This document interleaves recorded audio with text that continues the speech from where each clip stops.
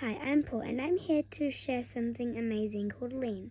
Lean is all about finding stuff we don't really need and getting rid of it to make things easier. Here's how I learned about it.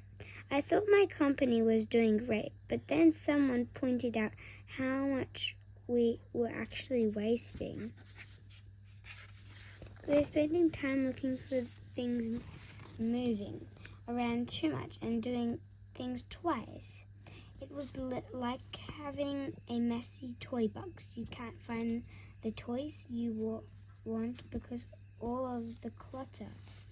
Lean showed me that by noticing small ways to save time and fix little things, everything got better and faster. I didn't need a big change, just teeny fixes, like organizing tools and only keeping what we really needed.